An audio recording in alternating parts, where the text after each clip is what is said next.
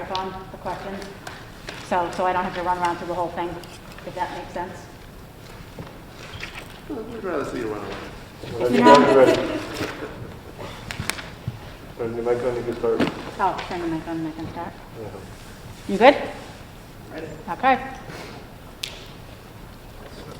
I can't see that. Okay. Welcome everyone, and we're going to go ahead and get started and start the Bridgewater Finance Committee meeting for March 11th, 2021 at 7:02 p.m. So tonight we have one agenda item, and that is to do the school department's budget presentation. So Superintendent Legault and John Shea are here to give us that presentation tonight.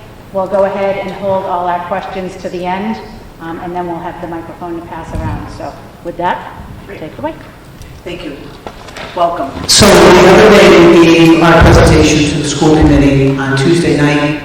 They have voted to push this forward. They recommended this is our budget for the 2022 school year that you will see. And it was a unanimous vote going forward from the school committee on Tuesday night.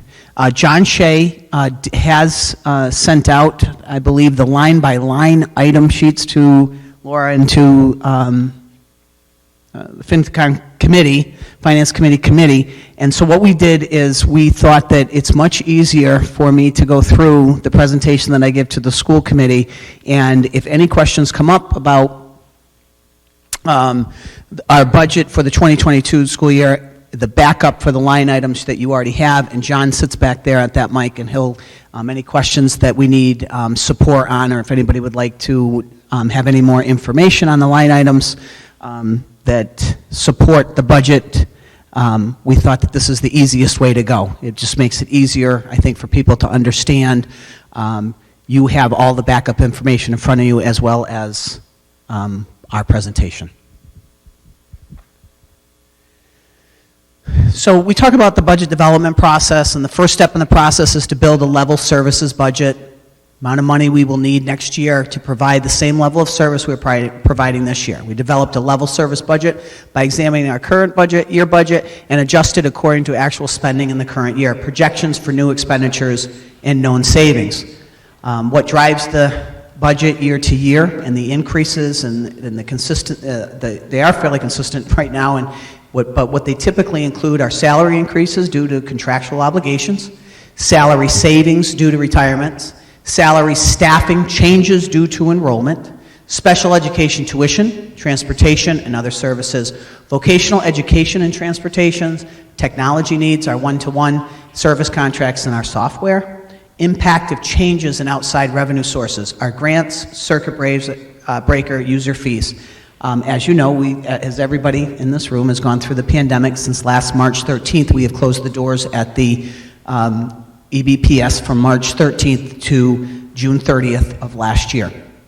We reopened September 16th of 2020, and we have been in since September 16th. We are now going full-time, 5 days a week, starting Monday at the Central Elementary School, which I know that everybody is very pleased about that. That's pre-K 1 and 2. Will be 5 days a week starting Monday, with all students, and Mitchell and the junior senior high school will go 4 days a week until April 5th. We believe it will be April 5th or prior to. We were getting remote teachers lined up to take on the Mitchell school. We've hired both teachers as of today, so it could be by March 27th that they would be back in school 5 days a week. But right now, our Wednesdays, we will leave those as remote days to support our teachers in the learning for students that are at home. But we have found in the last almost, I would say, since Monday, we've dropped from, well, you'll see some numbers in a minute that'll come out, but we've dropped from maybe having 21 students remote at Central School. I think Mrs. Byrne was down to less than 11. The Mitchell School dropped from, I think, 75, and he's down, and he's coming down to single digits. So people are starting to see us that we're open. They want to come back. They understand we've taken the protocols and the safety protocols to heart, and we've done a great job since then. We've had no in-school transmissions as of today. And that's a full year so far, so we're very proud of that. And the cost of doing business in a school, from my office to Dr. Williams and down, it's education, education, education, academics, academics. From my office and John Shea's office, throughout the district, it's business. It's about making sure that we have the right funds to support the academics. So we try to keep ourselves in those lanes. So most school costs are federal and state mandated and fixed and unavoidable. If the district is to maintain the current quality of its programs and services as the district continues to grow and improve, budget increases are a necessity. There's little discretionary spending in the school budget. Budget cuts directly impact the quality of education. If I cut one teacher, that increases the class size in another class. We are looking at programs of study at the high school to make sure that we have 21st century skills. We also want to bring in more programming. We need 21st century skills. So currently East Bridgewater's per pupil expenditure equals $13,115 per child. We rank 313 out of 320 out of all the districts, and the state average is 17,149. I do want to just put this in as a caveat. We are low on per pupil expenditure, but I do not feel that our students are getting any less than the #1 school in the state. I know that we use these numbers to say, where do we calibrate with everybody? We do a really good job at making sure that our students feel supported and have the funding and the allocations that can support the courses, the teachers, the instructional assistants in the classrooms, for special needs students. We really are trying to do the best with what we have, and we are using and allocating funds into these areas. Would I like that to be at the average of 17,100? Of course I would. But we started lower than this when I first came here. We were at 320. 6 years later, we're at 313. So we're always making steps towards increasing this, but we also, John is excellent, John Shea is excellent at making sure we allocate our funds in the right directions of where we're going as a district. So as a business administrator, he really listens to Dr. Williams and myself talk about the academics on the academic side, and then on other sides, he does go out looking for grants and really does a great job at allocating those for us. So we follow the strategic plan, and our strategic plan is what drives our budget. And there's 4 main pillars: curriculum instruction, social emotional wellness, professional development, and technology.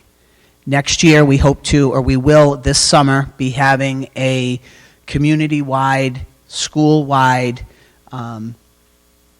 day of strategic planning, to have everybody part of it so that we can have a conversation of what the community is looking for in your schools, what you think that we need to add in our schools. But we certainly know that the 5th pillar right now, from what we understand as the school district leader to my principals, is,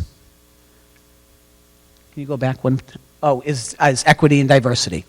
So on the 5th one, it would be diversity and inclusion of all students, of any race, any gender, and we know that we have some work to do in that area.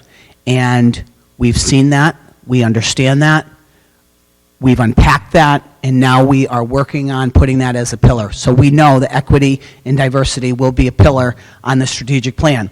But we want to revisit our strategic plan with the community, with the town offices,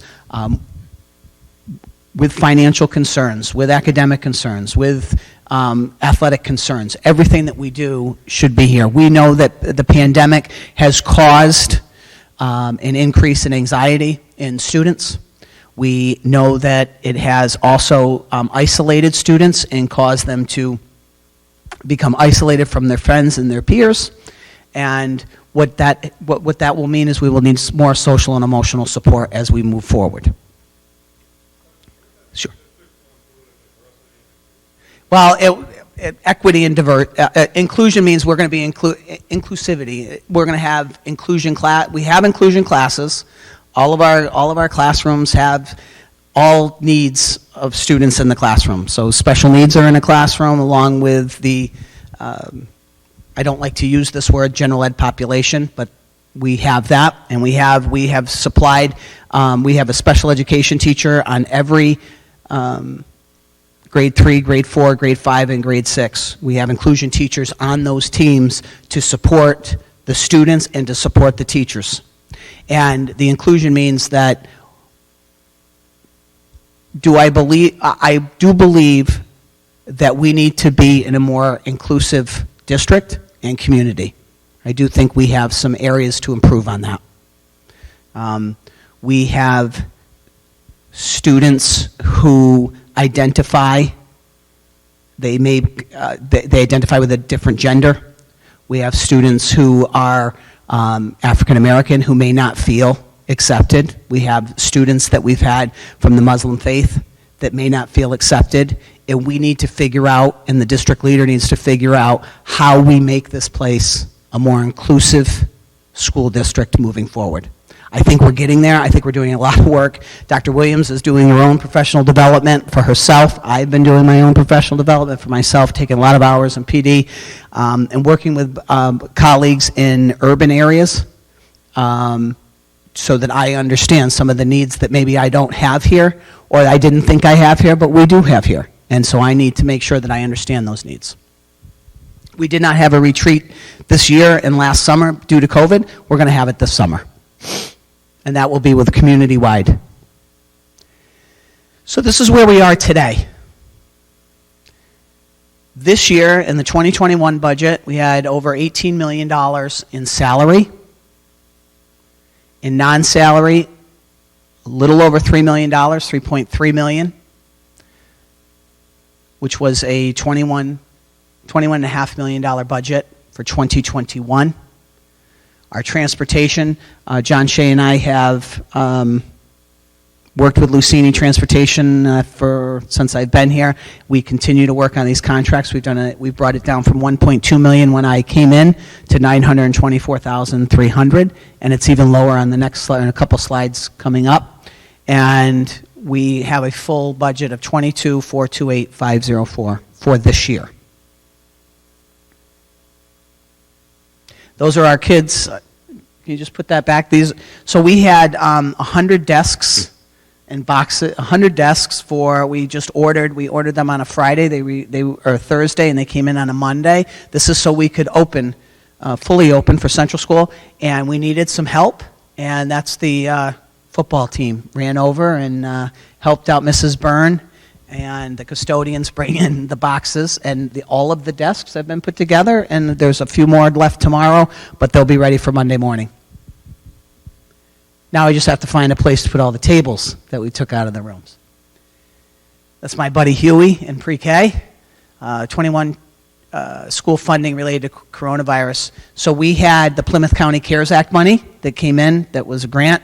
And we were allotted, the town, or through the CARES Act, $1.358 million. From the Coronavirus Prevention Relief Fund was another $91,525. ESSER 1 comes from the federal government through DESE.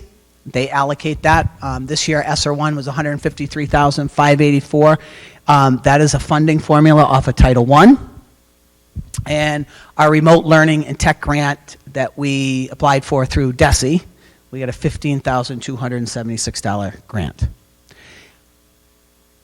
The CARES Act money up on the top, PPEs, computers.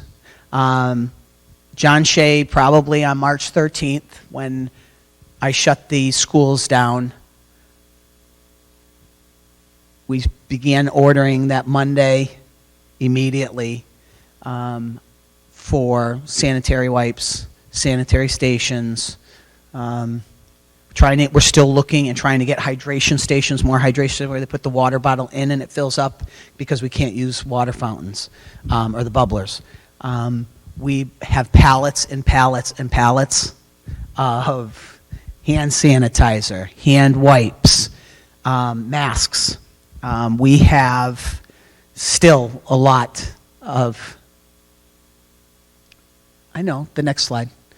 John is my boss tonight. So we have supplies and equipment, a lot of technology. We had laptops. We had a lot held up for a while from China coming over. So all of our students had one-to-one. We sat here when John and I, John Phelan, I think, and Barbara Polisi were in the building by ourselves there for a little bit, and food was, we were out, grab and goes were out the back. We were handing out laptops and Chromebooks every day for 3 weeks until we got it, till everybody had one. Then we had, John ordered, I think the first allotment was 300 more, and we had to wait months for it. And we just got a shipment, I think came in last Monday or Tuesday, got 300 more, and he's been we were waiting for that for almost, I don't know, John, 3 months? 2 months? 4 months? So it's starting to get better, and we're starting to be able, we ordered a special needs student from special education needed an Apple iPad that had some significant apps on it. It took us over 2 weeks to get this Apple iPod because we ordered directly from Apple off the state procurement site. So it's getting better, but we used to be able to call Apple on a Monday and it'd be here Tuesday afternoon FedEx. So now we're still waiting 2 to 3 weeks. Our software and supply services increases to online licenses and additional online programs. We bought a lot of apps for a lot of the teachers so that they could teach while the students were home on remote, that they could go into an app and it would help their structure and support their learning. Facility related, 162,703. Those are you've seen a lot of plexiglass in different places, signage on the floors, on the walls. As you walk in, there's always hand sanitizer at different buildings. We supply PPEs, supply masks at every front door of our buildings, and even where the kids come off the buses, there's tables that have things if they forget them in the morning. Monitors, custodial, and LPN. We hired an extra, we have 6 nurses now. When I first got here, we had 3, then we went to 4, then we went to 5, and now we have 6 nurses in the district. We need them. They have been terrific throughout this. They've been testing every day. We started our pool testing last week. We haven't had one positive yet in the pool. We've been all negative. We just received our last testing, or Monday's test. We received their results today. I was told that everyone was negative out of the Mitchell and Central School. It's very important that we support our teachers in this, and we're very transparent with what we're seeing and what we're hearing. We still have no in-school transmissions in any of the buildings. And so there's your 1.3 million.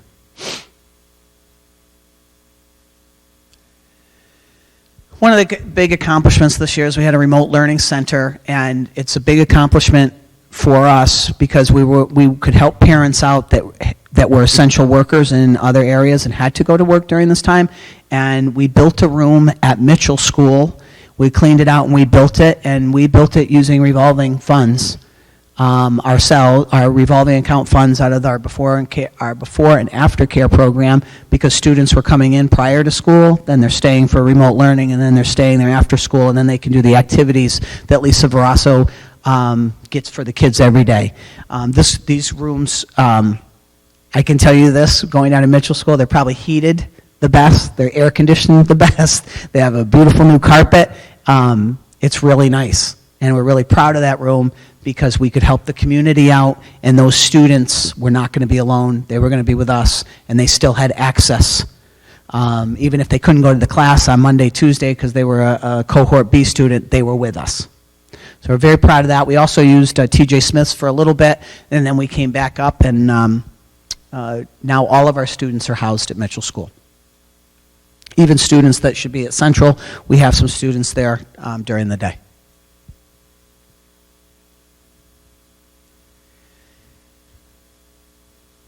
So when I first came, I can remember that no one ever wanted us to go to Capitol and buy books, and we decided to change that. And one of the ways we changed that, that Dr. Williams and I sat down, I think 6 years ago, was we need to come up with a cycle. So not every year do we come to the town and say, hey, we need $150,000 for science books, or we need $200,000 for science equipment, and we need ELA equipment or English language arts, which is huge.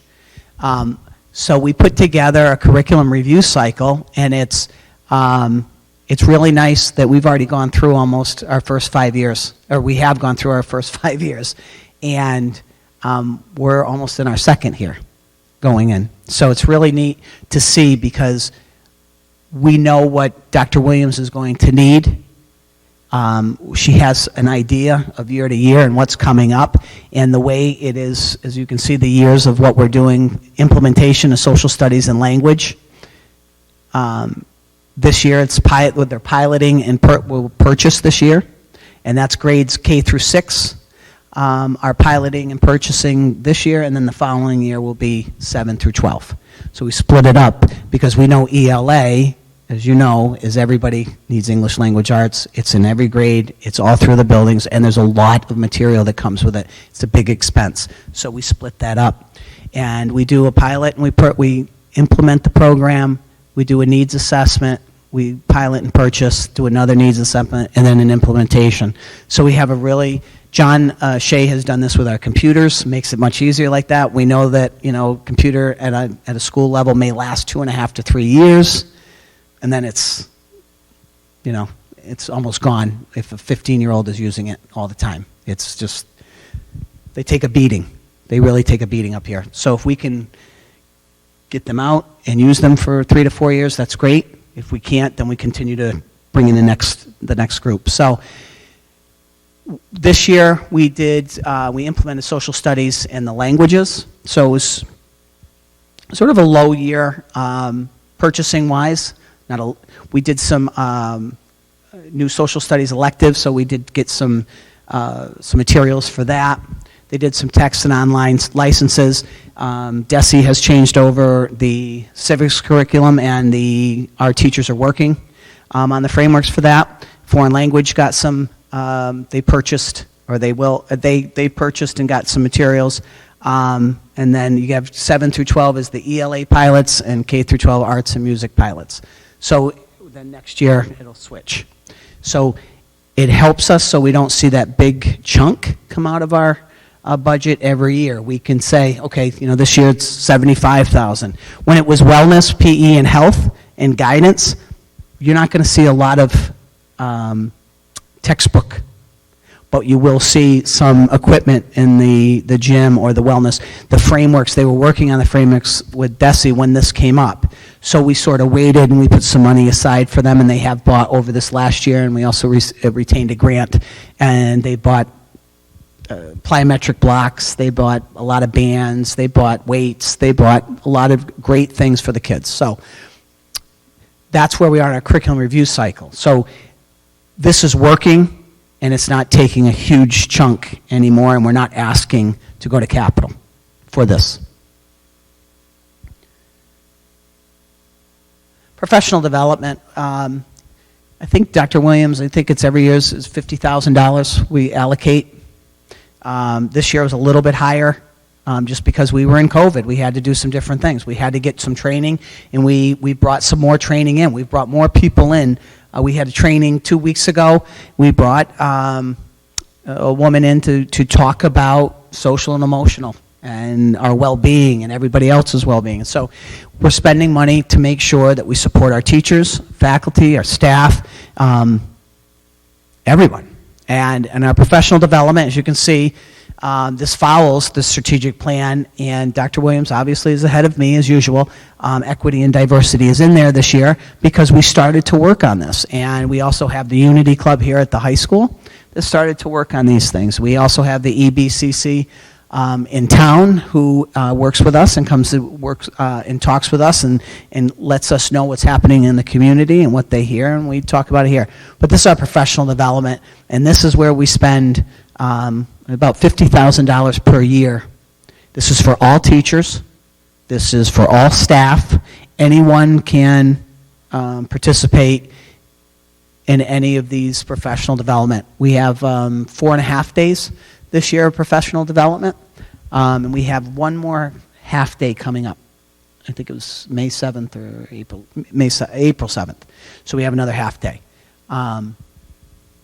Universal Design, we've sent teams of teachers, but we're not doing that anymore, so they're doing a lot of online work. The curriculum, Ready Math, iReady Diagnostics, Lexia. So a lot of things up there. And if you look, there's a lot, but we also have over 187 teachers. We have another 125 ISAs. So we have, 250 people who are on this all the time. And everybody has to participate in some form of professional development, including myself.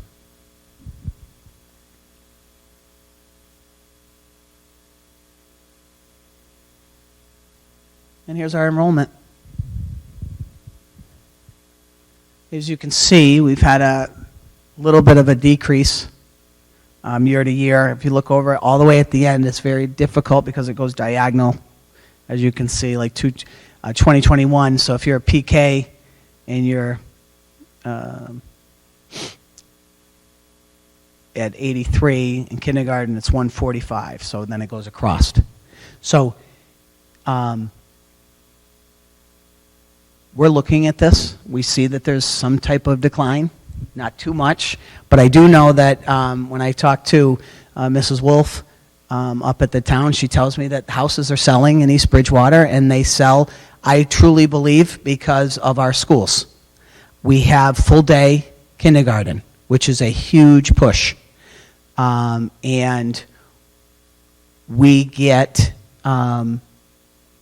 a lot of families, young families, which I hope that we continue to get a lot of young families and to continue to fill up. We do have an active band, an active chorus. We have great athletic program. We have a great faculty and staff. We're continuing to increase our curriculum and our program of studies here at the high school. We have STEM labs both at Mitchell School and the high school. We hope to open that up a little bit more to do some more STEAM and STEM at the Central School. So we're continuing to add, so we hope that we add more students.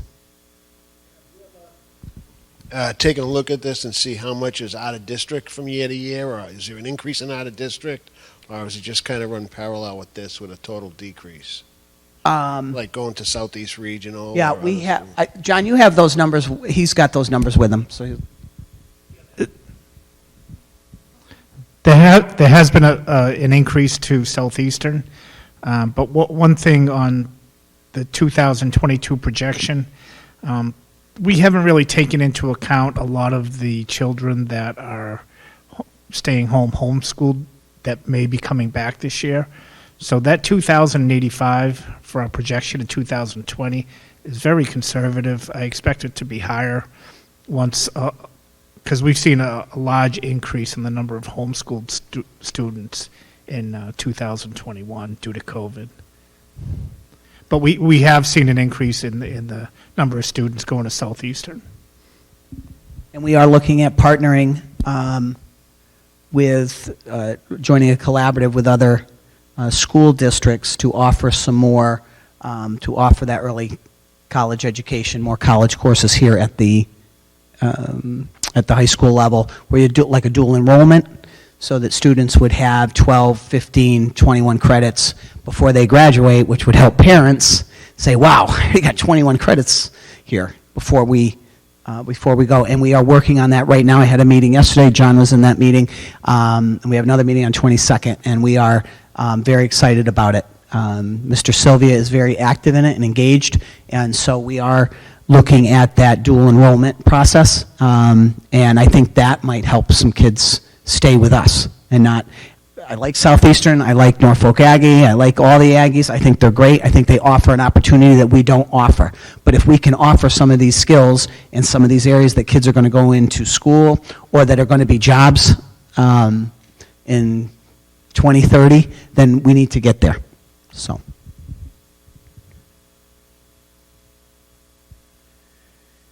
And here's our FY22 budget. I believe that my team, John Shea, especially Dr. Williams, I can't say enough about John Phelan in special education. He does a terrific job. We have stayed tight, and all of our contractual negotiations, I think, have been extremely disciplined. extremely pinpointed on what we need to accomplish for the district and the town. Also, though, by supporting our teachers. Not going to lowball our teachers. I'm not going to, because I'm a teacher. My parents were both public educators, and I do think public educators need to be financially supported. And we do that here, and I think we do it well. But we are disciplined in what we do. Our salary increase from last year is $486,000, $374. We have, right now, we have 4 contracts that I'm working on, custodial, instructional assistants, they'll go last. We've got custodial right now, our secretarial, custodial union, and our assistant principals and ISAs. So our non-salary, that's special needs. That is an out-of-district placement. You'll see that we had a decrease in our non-salary or our special education on that side. The reason for the decrease is we had a student that was an out-of-district placement. They are no longer with us in the district, so that's a decrease. We can go from having an out-of-district placement from $47,000 from North River Collaborative up to $375,000 to a private out-of-district placement. And with that comes, you're dipping into circuit breaker and you're moving a lot of money into those areas. So that student aged out, so we've got that decrease. And John Phelan has done a nice job about keeping students in-house and providing the programs here. And we're looking at providing more programs as we go on. And most likely in the area of transitional, meaning students who are 18 or 19 who would be graduating but need more support, we keep them they can stay in high school till age 22. Instead of sending them out of the district, we're looking at putting a transitional program here, and then we would go with them and work with them. We would partner with businesses or banks or Stop and Shop or wherever. We'll partner, we'll help the student get the job, and then we will have a transitional coach with them. Transportation, as you can see, it only went up about $12,000. It was at $924. We're at $11,700. So we're doing a really good job with that contract. And we had an MOU last year with Lucini. Some of you may know, but we didn't finish out the year. We had to go back in and have an MOA, and we saved money there. But we do want a relationship with Mr. Lucini and Lucini Transportation, and he wanted to work with us. And I can tell you with full transparency that because John and I worked with Lucini, and we were probably the first district that came to an agreement with him in August and September, and then we did an MOU and a revision as some things were going on during COVID when they thought we were never going to come back. I always knew we were going to come back, and I was going to make sure that we came back. We were the first ones to get our bus routes last week. John's been on working with Gail Howard over at Lucini. We're the first ones that got the bus routes, and we are in good shape for Monday morning. So I think sometimes it pays a little bit to just say, okay, we got to suck this up a little bit, but we're going to stay in this game with you and work this out. Our total increase is $486,934, or a total of $22,915,438. And the percent increase is 2.17%. And for over 334 people or 335 people who work for the school district and a district of over 2,200 students or up near 2,200 students, I think that my team has done a great job of keeping this within balance, knowing that we had COVID. We certainly used our CARES Act money We know that we have more federal funds coming. We certainly do. You've seen it on TV. I was told yesterday by the Commissioner's office that President Biden will sign this relief and we'll get more money, and that our ESSER 2 will be released July 1st, but ESSER 2 goes to 2024, and then the next ESSER that's coming out again, I think goes all the way up to 2025, 2026. And John is daily, they're communicating from the state level of what we should see in grants. So we're using the grant money where we can, and there's specificities of where you can use it. You can't just go out and buy a truck, if you know, or a new. There are specifics that we can and cannot do with this money, and every dime, every nickel, every dollar that we spend, John must verify that it has been spent for this relief. We know that next year, I will tell you this, it is already coming, we're looking at more remediation and intervention work, more school psychologists, adjustment counselors, social workers, and remediation. We're looking at running a summer program for middle, all the way through. Dr. Williams is looking at the numbers right now and the ages, and most likely running a summer school. I don't like to use summer school, I like to use summer enrichment, but we need to do some help. We got to offer kids help. And we need to offer parents support. And we're going to do that as well.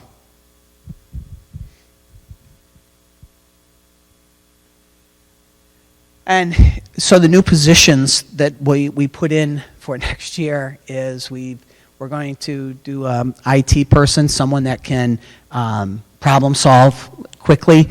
Not the IT coordinator, not the one that's working on the mainframe. This is somebody who keeps the students' computers going and it's in the buildings, or going and changing batteries throughout the day, or making sure that why isn't what's happening with the Wi-Fi in the buildings.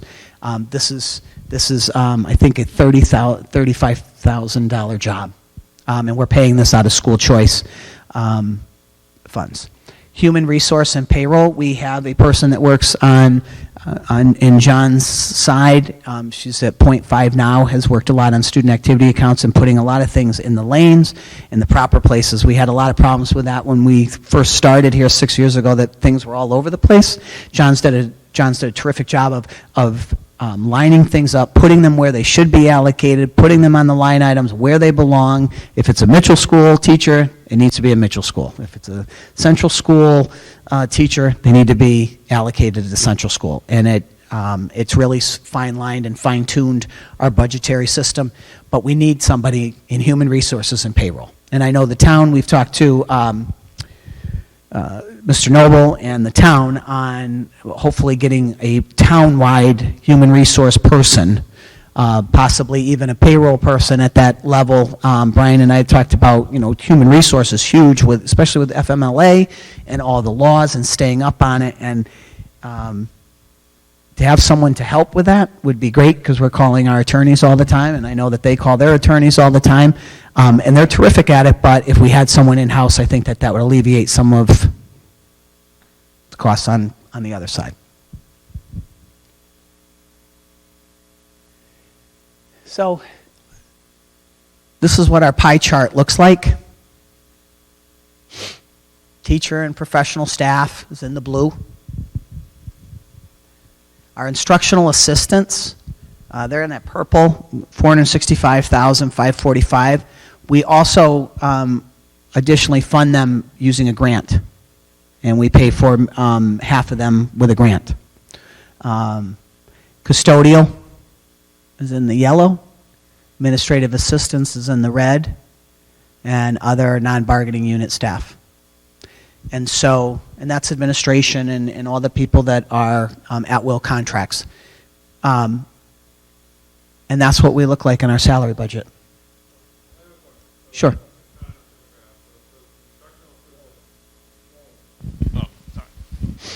So it says 465, 545, and then it says an additional 487. So do I add those two together to get how much purple? So was it 1.4? Yeah, you would add that together to get the total amount of money we spend on instructional assistants, but what we are presenting to you tonight is just the 465, because the other 487 will be funded by grants next year.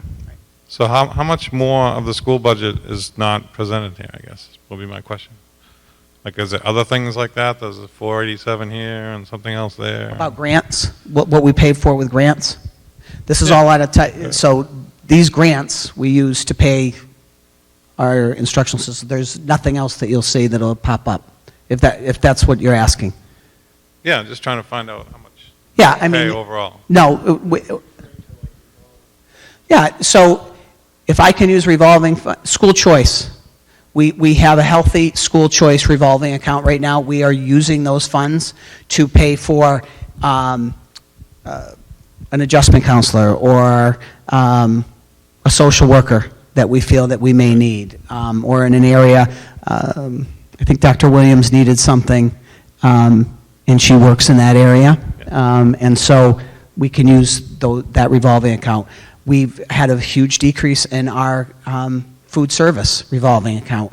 You know, we were, I don't know, almost, I want to say $1 million up there, and now I think we're down at about 200,000. So I mean, she's lost a lot. So all those revolving, is that part of the bottom line, the gross spend, when you say No, there's all the these revolving other- accounts are So separate. Joe, similar Oh. to all the other departments, they also have grants that come in, and they're not, the spend is not included in the budget that's ultimately taken in at town meeting. Right, but so who has like the budget of all the spending? Each department ultimately keeps that, similar to the discussion we had with like the library and the police, they do the same. Okay. Yeah, so if they have a grant that comes in, they can allocate what you're those funds and spend. If you ever want to see the spending by the breakdown, you can go on our website, and right on our website is a program which will break down all the spending. The operational budget spending, the grant spending, the revolving fund spending. That's right on our website. That's not this. This in front of you and the line items that he sent, or that John sent to look at, that's money that we're asking for from the town. That we're asking to say, on top of the Chapter 70, 11 million that we received from the state, we're asking the town to essentially give us another $13 million. So we're asking that. When it comes to revolving accounts, when it comes to athletic revolving account, when it comes to school lunch revolving account, when it comes to school choice revolving account, we try to use those funds to support students. It's directly to support students and not to go into operational budgets. We don't want to ask the town for something that we can do if we're asking people to support athletics, support school choice. We have a lot of kids that want to come here every year. And so we use those monies to support those extra kids that are here with a teacher, with a social worker, with a special needs teacher, with more computers. So we have used that school choice. And I think school choice is up around $750,000 right now. And I know that we're going to be using, I would say, nearly probably $250,000 for next year. And we're doing that because we have so many kids that came in that want to be part of East Bridgewater. So that's how and I've said this a couple weeks ago and I'll say it tonight, we're public education. Kids shouldn't be paying to play sports. They shouldn't have to pay a user fee to be in the band because we are public, but we do ask for user fees. We're hoping to keep us flat. We haven't increased our transportation costs. We haven't increased actually decreased our athletic fees so that more kids had opportunity, because our user fees got up to like $700, but $450 for a household of 3. That's tough for a parent when they're coming here and they're paying for buses and food. And So just for clarity, make sure I understand this. I'm pretty sure I do. Revolving accounts are not coming out of the taxpayer and the revenue of the town. That's outside revenue that the schools get. So it doesn't come out of our reserves, it doesn't come out of anything. So, many departments have that. So I hear you say a school choice is big. We got room for 200 more students, right? no, I don't right now. Come on, I saw the sheet. Yeah, I wish. but I would have to add more teachers. So with more students comes more teachers. I do get knocked on, the door gets knocked on. We still are 7 through 12 for school choice. I get people to call me all the time, please open it up K through 12. West Bridgewater, their funding is a lot of school choice. Is a lot of school choice because they're K through 12 in school choice. We're 7 through 12.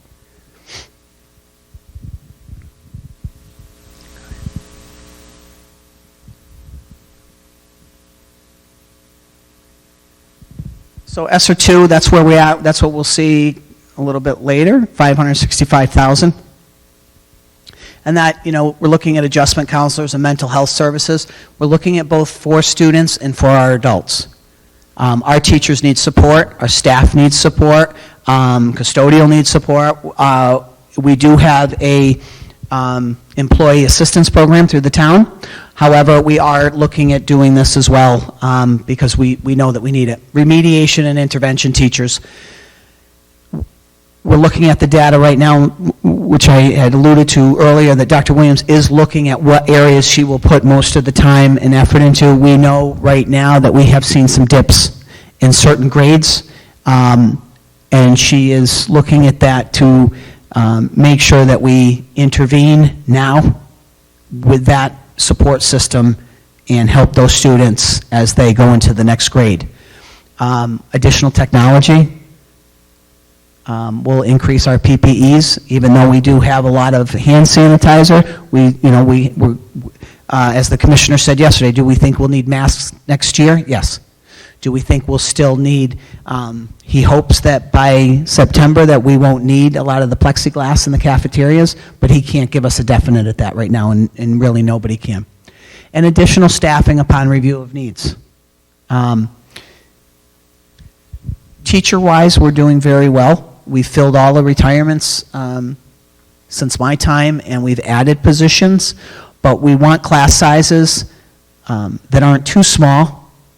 We want them appropriate so that we can support each student with a rigorous academic calendar.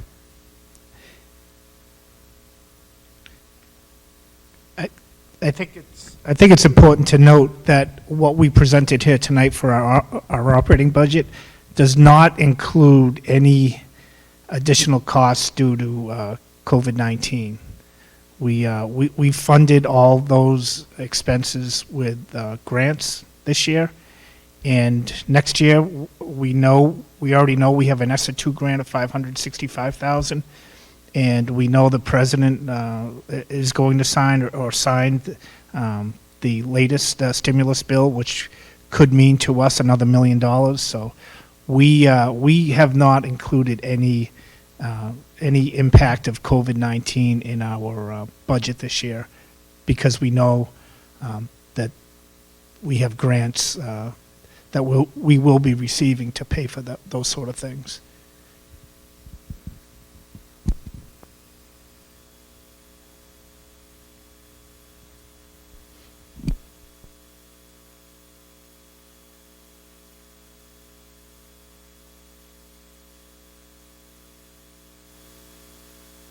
Any questions?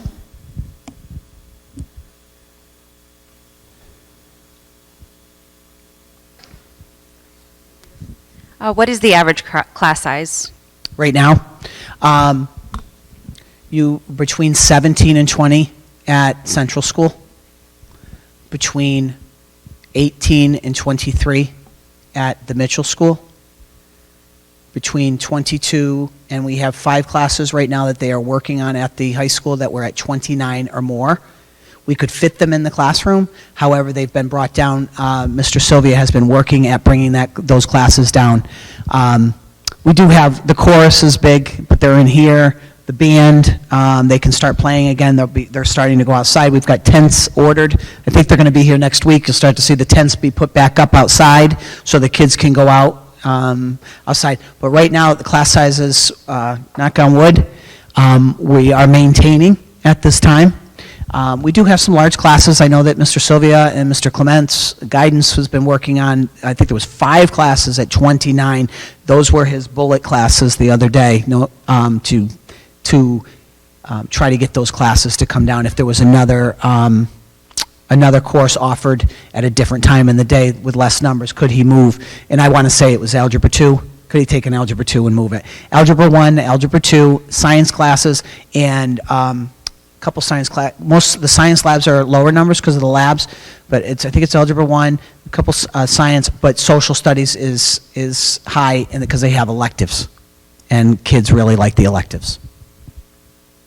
You're welcome.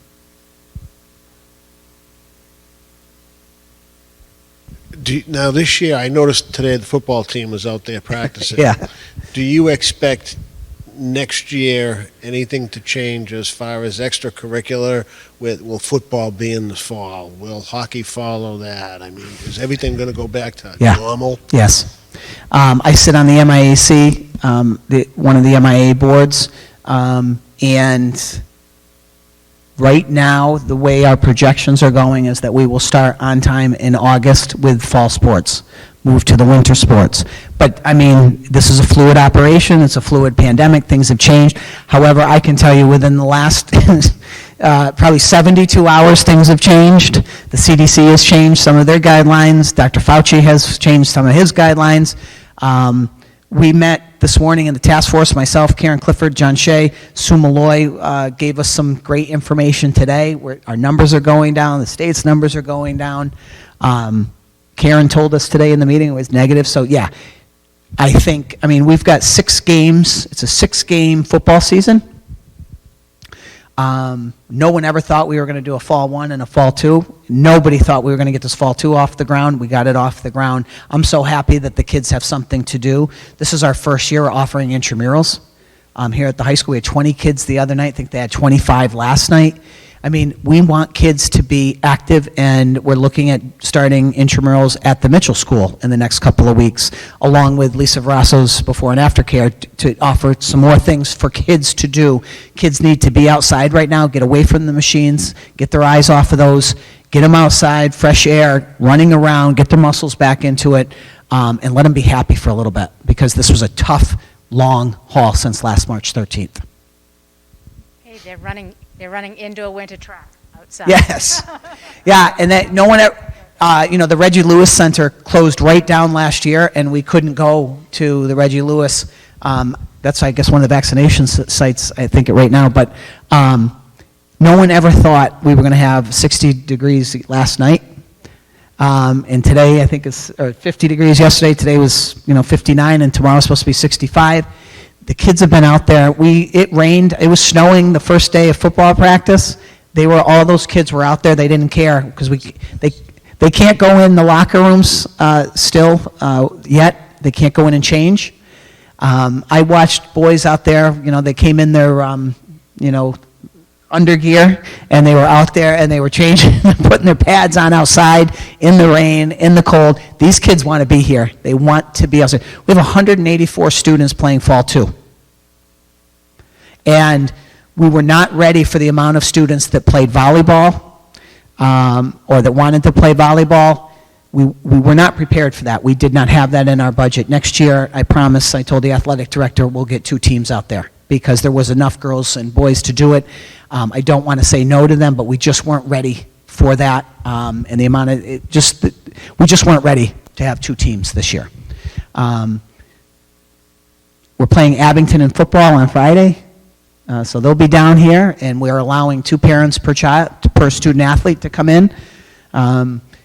We're going to wait a couple weeks. The South Shore, part of the South Shore League, we've decided that we're not going to let the kids in until a couple of weeks. We want to see how this goes first, make sure that everybody's safe. It's very difficult for Karen Clifford and the Karen Clifford of Abington to contact trace when you get into a venue like this. Even though we have the names and we know where you were sitting, it's very difficult to contact trace. So we want to take it slow, and we want to be methodical about it, and then when we feel that we're there, we'll let the kids in. We're having a prom. Junior senior prom is going to be held outside May 14th and May 15th, I was told. I don't get involved in those things. I try to stay away. But they're going to be outside with food trucks and tents and DJs, and we're going to get some normalcy for these kids. So we're excited. Junior prom on, was it John, junior on Friday, senior on Saturday, or backwards?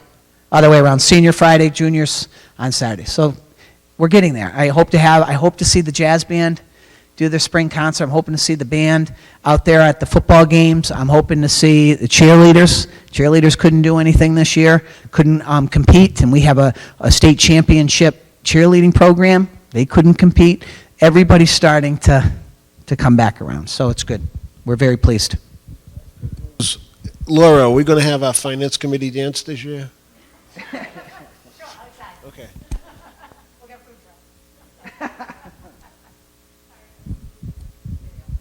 John will be there to test it. One of the things we're talking about, and no way to predict what anything's going to be, but, you know, the thought is we always have to be kind of thinking ahead. And, you know, it's great that we're potentially going to be getting this additional monies, but then we need to be thinking about when the money runs out. And are there going to be things that we were able to be covered by CARES Act money and in these COVID monies that aren't going to be necessarily covered, and we need to be thinking about those. And is that going to be, you know, again, some of the remediation programs, maybe some physical facility type things, but I know there's no way to really understand the magnitude of it, but something we're thinking about with each department, you know, what's going to need to stay, so to speak, that we have to be thinking about funding when the federal monies stop. And as we sat with the commissioner yesterday via Zoom, those are things he's talking about, and that's why, like, the 565 starts, you know, July, the ESSER 2, and then the July 1st, they release those monies, and how we allocate them and how we bring that, and they can go all the way to December 30th, 2024, and then we get, and if there's another $1 million. But John and I have been looking out long range. Are we going to need remediation for the next 3 years, 4 years, 7 or 10 years? That's something that we'll have to look at. But when we look at that and we run a summer program or a summer enrichment program, where do those funds come from? What are we looking at? It may, this year and the next year, may come from that COVID relief, so that we can pay teachers to come in and support kids so that we can get them a fourth grader to the fifth grade and be on track with fifth grade academics and not be behind. That's something that we are taking into consideration, all of us, all the time, being very disciplined. And what does that track look like? And the commissioner said exactly what you said yesterday. You know, some people want to go right out right now and spend $600,000 on, you know, 15 teachers, full-time, K through 12, put them in your system. That you might not even have the room for them, but he's going to get more. And he's saying, hold on, because you're going to need remediation, intervention. He's talking about Saturday school. He's talking about starting it now. He's talking about after-school support systems. My thought, and this is, and it becomes a local decision, those are things he told us, but I don't want to bring kids in on a Saturday right now, and I don't want them to be after school right now. I think they need to be outside, see the sun, feel good about themselves, play with their friends, and get back into just feeling good. Next year, we'll put it in. We'll try to get some remediation during the day and try to get some after school. And through the summertime. Not right away. We want you to have a nice July 4th and a little bit of summer, and then we'll put some time in. But we certainly hear that, and I think that what John did with IT and having a cycle, that has helped us. So we know that, you know, each year he's going to allocate $100,000 for this. So we know that's coming, and we can forecast that. The curriculum, we know what's coming, so we can forecast that. We know we're going to be remediation, and that's why I think I put one of the slides, the data, the review that they are doing today. Dr. Williams, Jen McPartland have been working on, along with Jay Fallon, and especially they're looking at what remediation and where are we at. What is our testing? Our MAP testing has saw great gains in some areas and drop-offs in others. So we're looking at that. But point well taken, and it's something that we do a lot, talk about forecasting. And since you brought up technology, John, I know you purchased Chromebooks with CARES Act money, and I don't want to get into your capital request because you haven't had a chance to go to capital committee yet. But can you, could you talk about, just a little bit about how many, I know you mentioned numbers, the Chromebooks that were purchased from CARES Act money, was that part of your rotation? And again, we always worry about kind of when we do bulk IT purchasing that the life cycle kind of gets messed up a little because then they all become due at the same time as well. Right. Those 300 Chromebooks we purchased through the CARES Act. Those are part of a replacement for Chromebooks we purchased about 4 years ago, about 800 of them. Yep. 3.5 years ago, we purchased another 1,225. So we would be looking to start replacing those 1,225.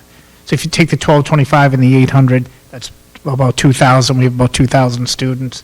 So we've actually replaced with the recent 300 Chromebook order, the 800 we bought about 4 years ago. So we will be starting to replace the 1,225 that we purchased about 3.5 years ago. They last about 3 years. So the good thing in our budget, well, we actually reduced the line item for computers in our operating budget because we have we know this funding going forward, and we also have some funding for this year that we have not spent yet that we will be looking to purchase some Chromebooks for.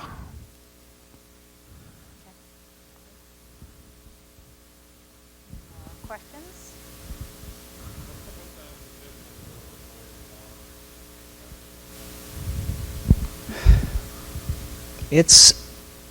I want to say, I just read this, we were just looking at this. I think it's in the 80th percentile.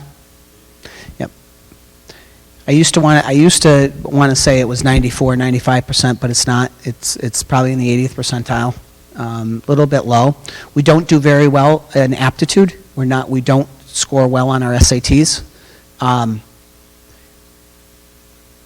We average, I think, at 1058. I think that's our average SATs. We know we need to do better. We need to increase that. We know that many schools, especially the engineering schools, are looking for 1150 or better. We have a lot of kids at architects, engineering, sciences. So we know we need to, what do we need to do to do better in the aptitude on the SATs? And that's one of the reasons that I have sought out and joined, or we started this consortium collaboration, Easton, Norton, Attleboro, North Attleboro, and ourselves, and Avon, which we couldn't believe that Dr. Godino joined us because they are so small over there, but she wanted to get in because it's a game changer. When you start looking, a lot of times we forget about your top 3% of students. We then begin to teach to the middle or lower half of the second third. And then there's that whole group in here that just mills forward. Nobody does that on purpose. Nobody wants that to happen. It happens. And we need to, that's why we're looking at our programs of studies. That's why we're looking at dual enrollment so that we can give college credit at this level. I mean, imagine if we can in the next couple of years be able to help pay for a 3-credit course, or when we partner with this college that we are partnering with, and this college says, these are $1,200 courses, we're offering them to you for $200, and we pick up $100 a kid. Imagine the 10 kids that we have in those programs graduating, with 12 to 21 credits on a transcript, and then a parent says, wow, they're already going to start their master's in 3.5 years at Stonehill, at UMass Dartmouth, at UMass Lowell, at Fitchburg, wherever they go, they already have 21 credits. That's huge, and that's a selling point to me. I wanted this for us, but it's been a long time in the making, and we're here now, and And so we'll be announcing that and then working with that and letting people know what it looks like. We have a big meeting on the 22nd here in East Bridgewater. They tend to like to come to East Bridgewater, like our schools. Mrs. Vaughn makes us a nice meal usually, so that's good. You're welcome. You don't have any questions? You're so quiet tonight. Don't make her get up there. Don't get up. She always has good questions. On? Yeah. So mine are some from the budget worksheet that we got over from From John. from John. I think it was put into the spreadsheet that Brian uses, so hopefully everything lines up. Just a couple of the bigger changes, because I know eventually they'll get asked anyway. The superintendent's office personnel services, there was a $42,200 increase there. So that was one of the questions I had, just what's going into that line. That's the additional part-time person. The HR, okay. Yep. And then district-wide info management personnel services, $105,000. Yeah, you bring up a good point there. I know we moved some of the computer stuff over to you No, guys. Is that not it? Okay. I can tell you, this is going to be a little complicated, but our budget this year is a $486,000 increase. It actually, in reality, is only a $339,000 increase. There were two line items in the town's budget for '21 that were not included in the budget. I wasn't told that they weren't included in the town budget, so we are, in the school budget, we're eating that this year. So I had to add, for network maintenance, $57,000, and for IT salaries, $90,000. So that increase is a $90,000 increase that used to be in the town's budget. It was not put in the town's budget. I was not told it wasn't put in the town's budget, so now I had to add that into the school budget. And that was 54 network, right? I think I remember seeing that. 57 network, 57 network. I remember seeing that. no? 90,000 I thought I in only remembered one line item, that's 90,000 why I'm confused. IT salaries. I remember one line. The Yeah, 50, I- the 57 I remember. I only remember the one line item too, so. And then what was the other? was Was the second one? 90,000 IT. Yes. Okay, just so we can look at that. So had that been continued to be budgeted in the town budget, Right. I our see. ask this year would only have been $339,000. I had to add that in our budget this year. Okay. And that started with George, Sammy, and myself. IT was always on that side because we shared, and we still had some sharing going on. Right. And George had always said, I'm picking this up on this side. It has always been on the town side, and it had never been moved. And this year, when we started to do the budget, it was told that these were going to come on our side. So does the 90,000 include the new position, the new IT position, or is that? No, the new IT position will be paid outside of this budget. We're paying Okay. that with school choice Oh, that's funds. right. You said that. Okay, and then there was. Oops, sorry. Lost where I was. School building lead personnel services. 101,000. Is that? What line are you looking at? It's on what I have. It's account 22001. I don't know if that lines up with what you have in front of you. Yeah, hold on one second. 23001? 22001. So school building lead personnel services? Yeah. It's like a $1.1 million budget line. 101,000 increase. Yep. That's contractual. Okay. Is there another, just because it's a little bit, the percentage is a little higher than Yeah, the that includes contractual? our principals, our lead teachers, our administrative secretaries, our behavior specialists. So that's some people that are outside of the normal contracts. Yeah, some of them are outside the normal contracts, and some of them are, I think you're looking at the at-will to the superintendent of schools. Principals are at-will. Okay. They don't have, there's no principal Right, contract. right. They're at-will to the superintendent of schools. Behavioral specialists are at-will to the superintendents of schools. Okay.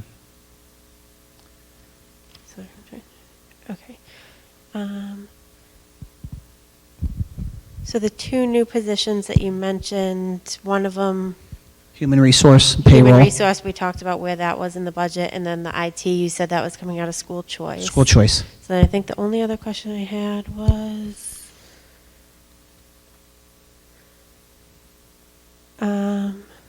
so network, that's up 97,000. So is that where the 57?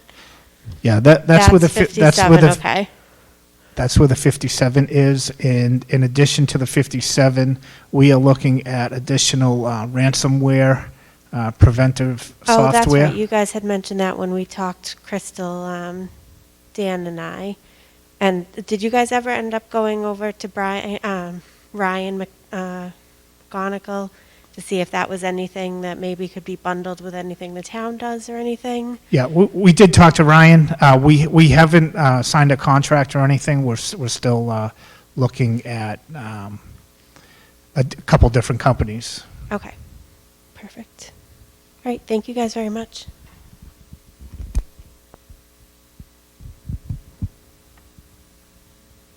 Questions? No? Good? Excellent. Thank you very much. Wonderful presentation. No, we're actually going to be done. Oh, so that's all we yeah. We haven't done tonight. Yes, we have trying to be very much so. So we have no other business for tonight. Our next meeting we have scheduled for next Monday, the 15th at 5 o'clock. So be there, we'll be square. We'll be in touch. That one we're going to do another full run through of the budget and kind of resolve some of our outstanding issues. So we'll do that. So if any other business questions, I'll entertain a motion to adjourn.